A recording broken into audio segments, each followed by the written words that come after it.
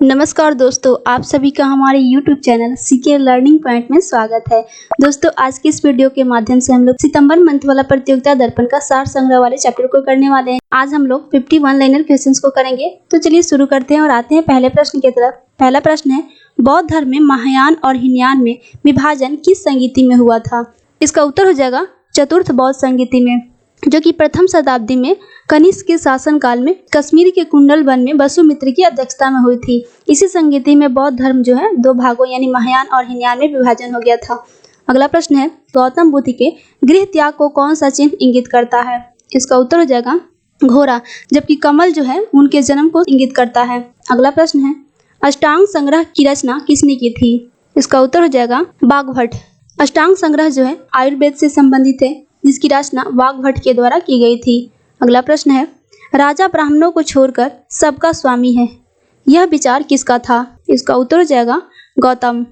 अगला प्रश्न है, अशोक के शिलालेख को सर्वप्रथम किसने पढ़ा था? इसका उत्तर हो जाएगा जेम्स प्रिंसेप। इन्होंने 1837 ईस्वी में सर्वप्रथम अशोक के शिलालेख को पढ़ा था। अगला प्रश्न है, महावीर स्वामी ने जैन धर्म के 5 महाव्रतों में से कौन सा महाव्रत जोड़ा था? इसका उत्तर हो जाएगा ब्रह्मचर्य, जबकि पार्श्वनाथ के द्वारा जैन धर्म में 4 महाव्रतों को जोड़ा गया था। वे कौन कौन से थे? तो वे थे अहिंसा, सत्य, अस्तेय और परिग्रह, जिनमें ब्रह्मचर्य को महावीर स्वामी के द्वारा जोड़ा गया था। अगला प्रश्न है, हसन निजामी और फख-ए-मुदबिर किसके दरबारी कवि थे? इसका उत्तर हो जाएगा कुतुबुद्दीन ऐबक, जिन्होंने गुलाम वंश की स्थापना की थी। अगला प्रश्न है, बीजापुर के आदिल शाह वंश के सेनापति अफजल खान का असली नाम क्या था? इसका उत्तर हो जाएगा अब्दुल भट्टरी। अगला प्रश्न है, पहली बार किस मुस्लिम राजा ने हज यात्रा राज्य के खर्चे पर करने का ऐलान किया था? इसका उत्तर हो जाएगा अकबर ने। अगला प्रश्न है, अब्दुल कादिर बदायूनी, नकीब खान और थानेश्वर किसके दरबार में रहते थे? इसका उत्तर हो जाएगा अकबर के दरबार में। अगला प्रश्न है, मराठी पाक्षिक बहिष्कृत भारत किसने आरंभ किया था? इसका उत्तर हो जाएगा भीमराव अंबेडकर। अगला प्रश्न है, भारतीय इतिहास में 6 अप्रैल 1930 ईस्वी की तिथि को जानी जाती है। इसका उत्तर हो जाएगा महात्मा गांधी के द्वारा दांडी मार्च हेतु। अगला प्रश्न है, बंगाल के विभाजन के समय बंगाल का लेफ्टिनेंट गवर्नर कौन था? इसका उत्तर हो जाएगा सर एंड्रयूज फ्रेजर, जबकि भारत का गवर्नर जनरल उस समय लॉर्ड कर्जन था, जिसके समय बंगाल का विभाजन 16 अक्टूबर 1905 ईस्वी को हुआ था, जबकि इसकी घोषणा 20 जुलाई 1905 ईस्वी को की गई थी। अगला प्रश्न है, द इंडियन स्ट्रगल नामक पुस्तक किसने लिखी? इसका उत्तर हो जाएगा सुभाष चंद्र बोस के द्वारा यह पुस्तक लिखी गई थी। अगला प्रश्न है, नेहरू राष्ट्रभक्त हैं जबकि जिन्ना राजनीतिज्ञ, यह कथन किसका है? इसका उत्तर हो जाएगा मौलाना अबुल कलाम आजाद, जो कि हमारे देश के प्रथम शिक्षा मंत्री थे। अगला प्रश्न है, खिलाफत स्वराज पार्टी की स्थापना किसके द्वारा की गई थी?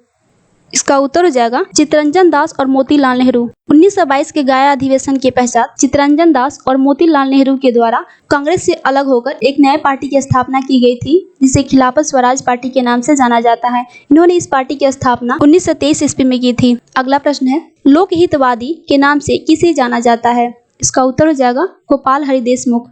अगला प्रश्न है, ब्रिटिश भारत में इंग्लैंड में संपन्न हुए तीनों गोलमेज सम्मेलनों में किसने भाग लिया था? इसका उत्तर हो जाएगा भीमराव अंबेडकर। अगला प्रश्न है, भारतीय राष्ट्रीय कांग्रेस के किस अधिवेशन में बाल गंगाधर तिलक ने भाग लिया था? इसका उत्तर हो जाएगा अमृतसर अधिवेशन 1919। इसके पश्चात 1920 में उनकी मृत्यु हो जाती है। अगला प्रश्न है, अंग्रेजों के विरुद्ध खान अब्दुल गफ्फार खान के द्वारा प्रारंभ किए गए आंदोलनों का नाम क्या था? इसका उत्तर हो जाएगा रेड शर्ट। अब्दुल गफ्फार खान को सीमांत गांधी के नाम से भी जाना जाता है। अगला प्रश्न है, कौन सा अनुच्छेद कहता है कि राज्य में एक राज्यपाल होना चाहिए? इसका उत्तर हो जाएगा अनुच्छेद 153। अगला प्रश्न है, राज्य का महाधिवक्ता कितने साल के लिए चुना जाता है? इसका उत्तर हो जाएगा राज्य का महाधिवक्ता जो होते हैं उनका कार्यकाल तय नहीं होता है, क्योंकि जब तक राज्यपाल चाहेंगे वे राज्य में अपने पद पर बने रह सकते हैं। अगला प्रश्न है, मुख्यमंत्री के वेतन एवं भत्ते का निर्धारण कौन करता है? इसका उत्तर हो जाएगा राज्य विधानमंडल के द्वारा मुख्यमंत्री की वेतन एवं भत्ते का निर्धारण किया जाता है। अगला प्रश्न है, भारत का संविधान भारत के सुप्रीम कोर्ट के केंद्र और राज्यों के बीच विवादों का निर्णय किस क्षेत्र के तहत लेने का अधिकार देता है? इसका उत्तर हो जाएगा प्राथमिक अधिकारिता क्षेत्र। अगला प्रश्न है, भारतीय संविधान के किस अनुच्छेद के तहत लोकसभा में अनुसूचित जातियों और जनजातियों के लिए आरक्षण दिया गया है? इसका उत्तर हो जाएगा अनुच्छेद 330, जबकि राज्य विधानसभा में 331 के तहत अनुसूचित जातियों और जनजातियों के लिए आरक्षण प्रदान किया गया है। अगला प्रश्न है, दिल्ली को एनसीटी यानी राष्ट्रीय राजधानी क्षेत्र का दर्जा संविधान के किस संशोधन के द्वारा दिया गया था? इसका उत्तर हो जाएगा 69वां संविधान संशोधन 1992 में दिल्ली को राष्ट्रीय राजधानी क्षेत्र का दर्जा दिया गया था। अगला प्रश्न है, ट्रक कृषि से अभिप्राय है? इसका आंसर हो जाएगा बागवानी कृषि से। अगला प्रश्न है, हॉर्न ऑफ अफ्रीका में शामिल किए जाने वाले देश कौन कौन से हैं? इसका उत्तर हो जाएगा इथियोपिया, सोमालिया, जिबूती, जिसमें इथियोपिया की राजधानी है अदिस अबाबा, जबकि सोमालिया की राजधानी मोगादिशु और जिबूती की राजधानी है जिबूती सिटी। अगला प्रश्न है, पृथ्वी की जुड़वा और सौर मंडल का सबसे गर्म ग्रह कौन सा है? इसका उत्तर हो जाएगा शुक्र ग्रह, जिसे सांस या भोर का तारा भी कहा जाता है। अगला प्रश्न है, सौर मंडल का सबसे ऊंचा पर्वत निक्स ओलंपिया किस ग्रह पर स्थित है? इसका उत्तर हो जाएगा मंगल ग्रह पर। मंगल ग्रह को लाल ग्रह के नाम से भी जाना जाता है। इसका लाल रंग इसलिए होता है क्योंकि इसमें आयरन ऑक्साइड की मात्रा पाई जाती है। अगला प्रश्न है, भारत का कौन सा राज्य 3 ओर से बांग्लादेश से घिरा हुआ है? इसका उत्तर हो जाएगा त्रिपुरा। अगला प्रश्न है, शिकार के लिए हार्पून का प्रयोग कौन सी जनजाति के द्वारा की जाती है? इसका उत्तर हो जाएगा एस्किमो जनजाति। अगला प्रश्न है, पारिस्थितिक संतुलन बनाए रखने के लिए भारत में वन क्षेत्र होना चाहिए? इसका उत्तर हो जाएगा 33.3%। अगला प्रश्न है, स्वच्छ जल समुदाय में लैंटिक आवास का उदाहरण है? इसका उत्तर हो जाएगा तालाब और दलदल। अगला प्रश्न है, किस ग्रह के दिन के मान और उसके अक्ष का झुकाव लगभग पृथ्वी के दिन के मान और झुकाव के समतुल्य होता है? इसका उत्तर हो जाएगा नेपच्यून। अगला प्रश्न है, कुटगी वन्य पशु विहार किस राज्य में स्थित है? इसका उत्तर हो जाएगा हिमाचल प्रदेश। अगला प्रश्न है, एकमात्र अभयारण्य जहां कश्मीरी महामृग पाया जाता है? इसका उत्तर हो जाएगा दाचिगाम, जो कि जम्मू कश्मीर में स्थित है। अगला प्रश्न है, जैव विविधता शब्द का प्रयोग सर्वप्रथम किसने किया था? इसका उत्तर हो जाएगा विल्सन। नेक्स्ट क्वेश्चन है, पर्यावरण लेखांकन क्या है? इसका उत्तर हो जाएगा प्राकृतिक संसाधनों की खपत मापने के लिए एक विधि। अगला प्रश्न है, नाइट्रोजन चक्र में मिट्टी नाइट्रेट्स को मुक्त नाइट्रोजन में किसके द्वारा बदल दिया जाता है? इसका उत्तर हो जाएगा डीनाइट्रीफाइंग के द्वारा। अगला प्रश्न है, वाइगोत्स्की के अनुसार बच्चे स्वयं से क्यों बोलते हैं? इसका उत्तर हो जाएगा बच्चे स्वयं से इसलिए बोलते हैं क्योंकि वे अपने कार्य को दिशा प्रदान करना चाहते हैं। अगला प्रश्न है, मानसिक संरचनाएं जो चिंतन के निर्माण प्रखंड है, इसके लिए पियाजे ने किस शब्द का प्रयोग किया है? इसका उत्तर हो जाएगा एस्कीमा यानी अवधारणाएं। अगला प्रश्न है, समान आयु के बच्चों में भी प्रकृति, योग्यता, स्वभाव, रुचि, प्रवृत्ति और अन्य बातों में बहुत अंतर होता है। इस संदर्भ में विद्यालय की भूमिका क्या है? इसका उत्तर होगा विद्यालय यह सुनिश्चित करता है कि प्रत्येक बच्चों को अपनी क्षमताओं के अनुसार विकास के लिए अवसर मिल सके। अगला प्रश्न है, किसी कक्षा में शिक्षक की क्या भूमिका है? इसका उत्तर हो जाएगा विश्लेषणात्मक और आलोचनात्मक चिंतन।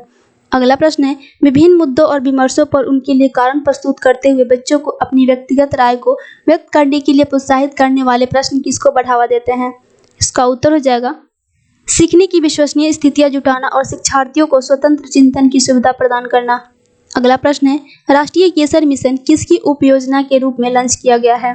इसका उत्तर हो जाएगा राष्ट्रीय कृषि विकास योजना के रूप में। अगला प्रश्न है, ग्रामीण विकास मंत्रालय के द्वारा डॉक्टर NC सक्सेना समिति किस पर सलाह देने के लिए बनाई गई थी? इसका उत्तर हो जाएगा BPL जनगणना के लिए उपयुक्त पद्धति पर सलाह देने के लिए डॉक्टर NC सक्सेना समिति का गठन किया गया था। अगला प्रश्न है, वाणिज्यिक फसलों के लिए मूल्य समर्थन संचालन को लागू करने के लिए केंद्रीय नोडल एजेंसी कौन सी है? इसका उत्तर हो जाएगा NAFED यानी national agricultural cooperative marketing federation of India limited. अगला प्रश्न है, हेडलाइन मुद्रास्फीति को मापने के लिए भारत के मूल्य सूचकांकों में से कौन सा उपयोग में लाया जा सकता है? इसका उत्तर हो जाएगा थोक मूल्य सूचकांक। अगला प्रश्न है, भारतीय अर्थव्यवस्था में कोर सेक्टर के रूप में कितने महत्वपूर्ण बुनियादी ढांचे क्षेत्रों को जाना जाता है जिनका औद्योगिक उत्पादन सूचकांक डेटा के लिए प्रयोग किया जाता है? इसका उत्तर हो जाएगा 8। तो दोस्तों, आज के इस वीडियो के माध्यम से हम लोगों ने 50 वन लाइनर क्वेश्चंस को किया। अगले वीडियो में हम लोग इसके जितने भी बचे क्वेश्चंस हैं उसको करेंगे। तो आशा करते हैं कि आपको यह वीडियो पसंद आया होगा। यदि वीडियो पसंद आया होगा तो वीडियो को लाइक जरूर कर दीजिए और यदि आप हमारे चैनल पर नए हैं तो चैनल को सब्सक्राइब कर दीजिए। वीडियो को देखने के लिए आपको एक बार फिर से बहुत बहुत धन्यवाद।